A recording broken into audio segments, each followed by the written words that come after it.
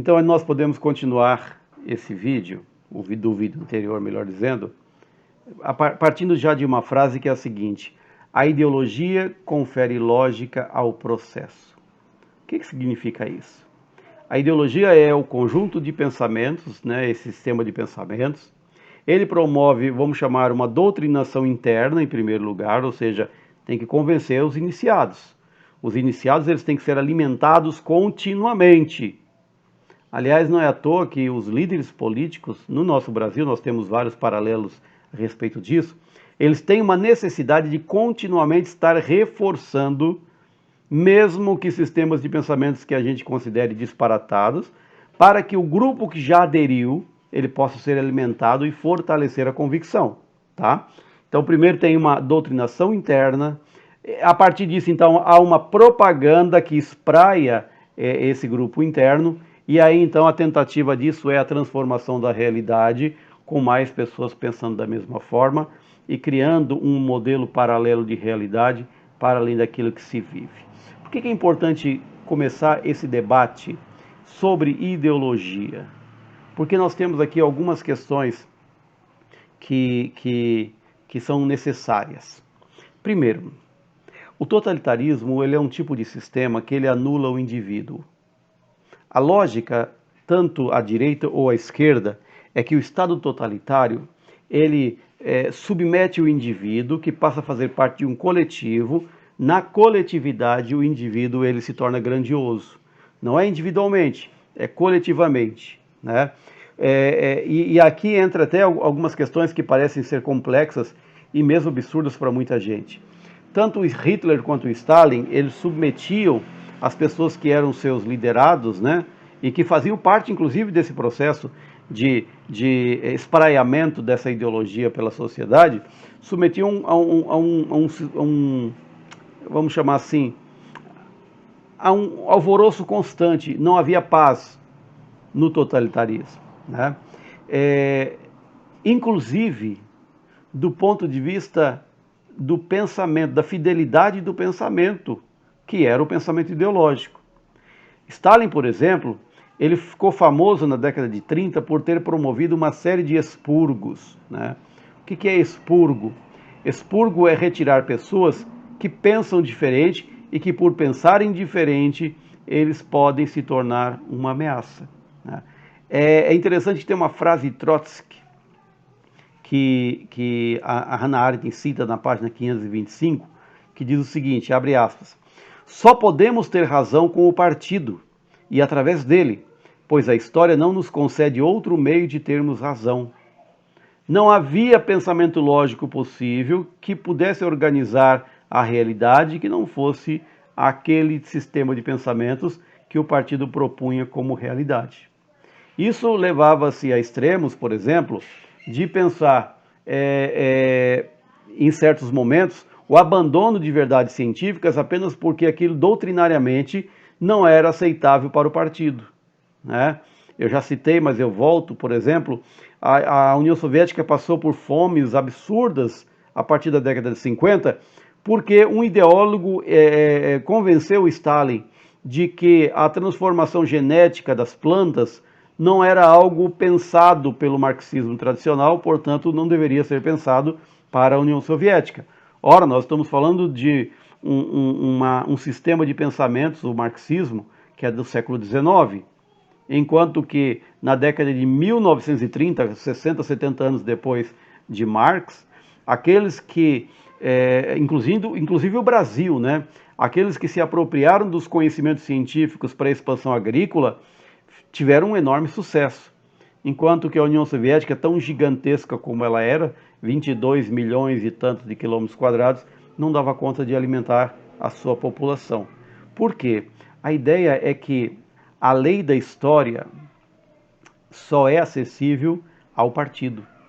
Nós estamos aqui trazendo de volta, né, o que lá na época medieval a gente chamaria de hermetismo, é que os segredos da natureza, do universo, da divindade, da religião, só eram possíveis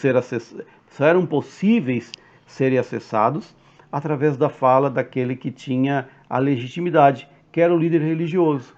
Para a União Soviética aqui, nós apenas transferimos isso para o líder político e acaba que a voz dele se torna, né, tão autorizada quanto a voz dos líderes religiosos lá da União Soviética. Numa continuação dessa discussão, dessa argumentação, é interessante que nesses expurgos, pessoas que eram acusadas de crimes os mais variados confessavam plenamente os seus crimes e iam além, sendo que todos ali sabiam que eles eram inocentes, mas eles morriam convictos de que eles eram culpados. Por que isso? Porque eles haviam sido, de certa forma, convencidos de que, uma vez tendo pensado de forma diferente daquilo que o partido diz que é o caminho, eles automaticamente se tornam traidores, digamos, no seu coração, no seu íntimo. E todo aquele que comete um crime, ele não comete o crime concretamente, ou pelo menos um grupo grande. Existem pessoas, obviamente, que cometem algum crime sem ter muito o que fazer, né? Uma circunstância que apareceu sem pensar. Mas no caso de questões políticas, a pessoa, primeiro ela organiza o pensamento, ela planeja para depois ir. Na fase do planejamento, o crime já está concretizado. Então, o indivíduo chegava até o partido e falava: olha, eu ousei pensar. Qualquer que seja a consequência do meu pensar, vai de encontro à proposta do partido, que é só o partido que tem a verdade. Se eu ouso pensar, automaticamente eu estou confrontando o partido. Portanto, eu mereço morrer. Isso aconteceu com muita gente, né? Um general, por exemplo, foi o primeiro e único que conseguiu gritar com Stalin não ser morto imediatamente.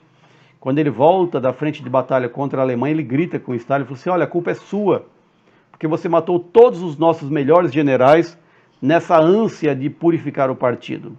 Então essa situação, ela é uma situação muito complexa para a gente pensar hoje. A gente teria que, digamos, avançar um pouco mais num debate teórico, filosófico para compreender isso, o que é um pouco complicado. O segundo aspecto que eu quero falar com vocês de forma rápida, são só 3 que eu quero falar, é que o totalitarismo ele tem uma marca. Ele sempre, se, digamos, organiza pelo terror. O que significa isso? O totalitarismo, ele joga as pessoas uns contra as outras. Ele elimina qualquer tipo de senso de solidariedade, de família, de comunidade, de grupo. Ele aniquila isso.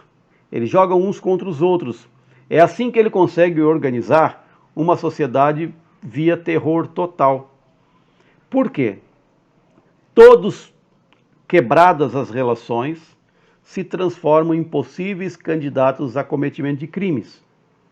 Nesse sentido, todos então se tornam os vigias daqueles que estão próximos, né?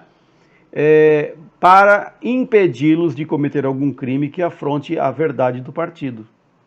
Isso acaba levando, em muitos casos, a pessoas que, por vingança, por rixas antigas, passem a acessar esse tipo de sistema para se vingar. Filhos contra pais, pais contra filhos, marido contra mulher e vice-versa, irmãos contra irmãos, vizinhos, né? E o interessante é que, principalmente no caso da União Soviética, não era por ganho pessoal no sentido material, mas poderia ser por ganho pessoal no sentido que a gente poderia pensar da vida, né? Da própria existência. Tem uma peça de um escritor, Bertolt Brecht, em que ele fala muito sobre isso, né? O pai e a mãe estão em casa e de repente os 2 filhos saem. E a peça inteira ela é assim. Está em algum lugar aqui, eu tenho o livro dessa peça. Deixa eu ver se eu acho aqui. Ixi, tá difícil de achar. Eu vou achar. Depois, em outro momento, quem sabe eu mostre para vocês. Mas, enfim, ao longo de toda a peça, o pai e a mãe, eles ficam analisando todas as possibilidades, fazendo um inventário completo das suas vidas, porque eles têm certeza que os filhos saíram para lhes entregar. Então eles ficavam aguardando qualquer tipo de barulho, era o guarda que vinha para pegá-los. Até que os filhos voltam, apenas tinham saído para tomar um ar, e aí então a peça acaba. Mas esse é o grau de terror que existia, né? E aí, o terceiro ponto que tem uma relação muito grande com esse primeiro, com esse segundo, melhor dizendo, era a questão do isolamento, e eu quero me deter um pouquinho mais a respeito disso, né? Vejam, as pessoas elas vivem em sociedade de forma coletiva, mesmo com existências individuais, mesmo, por exemplo, no modelo capitalista em que a base é o empreendedorismo, a base é a meritocracia, a base é a propriedade privada, que são geralmente características individuais ou individualistas, né? Agora, nós temos que pensar que esse isolamento aqui, ele vai muito além apenas de pensar uma sociedade individual ou individualista. Na verdade, nós estamos pensando aqui num isolamento de tal forma que as pessoas elas não têm mais nenhuma relação com os outros. Todas as relações possíveis que se pudessem ter em qualquer sociedade saudável desaparecem. Por quê? Porque cada indivíduo se torna agora responsável pela sua vida, mas não no sentido de poder fazer alguma coisa por iniciativa própria, de empreender, não nesse sentido, mas no sentido de ser um fiscal do outro, como eu já falei, né? Mas sempre à mercê do Estado. Quando se acaba com a individualidade nesse sentido, dentro de um grande coletivo que é o mundo totalitarista, se acaba com qualquer noção de direitos. Aliás, a ideia de direitos na prática política da democracia, e da democracia republicana principalmente, a ideia de direitos é de direitos individuais. Portanto, é a proteção do indivíduo que torna saudável uma determinada sociedade. Por isso que a gente não pode menosprezar nem mobilizar forças contra uma minoria, porque aquela minoria, em última instância, é a causa de existir aquela sociedade, dela se organizar, que é a proteção do menor, do pequeno, seja uma pessoa, seja um grupo menor. No caso do totalitarismo, não é essa preocupação que se tem, pelo contrário. O que acontece é que parte desse coletivo, cada indivíduo se torna atomizado. Eles são elementos, são peças, não são pessoas, né? Acaba qualquer tipo de ação que envolva vontade. E vontade básica, seja a vontade de agir, de fazer alguma coisa, seja, digamos, a vontade de atuação, seja política, seja social, tudo isso desaparece. Porque agora você é uma peça no tabuleiro de alguém que é maior que você, né? Inclusive, tem um trecho dela que ela escreve lá na página 526 que diz o seguinte, olha: o isolamento e a impotência, isto é, a incapacidade básica de agir, sempre foram típicos das tiranias. Os contatos políticos entre os homens são cortados no governo tirânico e as capacidades humanas de ação e poder são frustradas. Mas nem todos os contatos entre os homens são interrompidos e nem todas as capacidades humanas são destruídas. Toda a esfera da vida privada, juntamente com a capacidade de sentir, de inventar e de pensar, permanece intacta. Porém, isso nós estamos falando aqui nos regimes tirânicos. No regime totalitário, tudo isso desaparece. Ela continua falando mais à frente. Sabemos que o cinturão de ferro do terror total elimina o espaço para essa vida privada e que a autocoerção da lógica totalitária destrói a capacidade humana de sentir e pensar tão seguramente quanto destrói a capacidade de agir. O que chamamos de isolamento na esfera política é chamado de solidão na esfera dos contatos sociais. Isolamento e solidão não são a mesma coisa. No caso do totalitarismo, nós temos as duas coisas. Solidão tem a ver com estar só.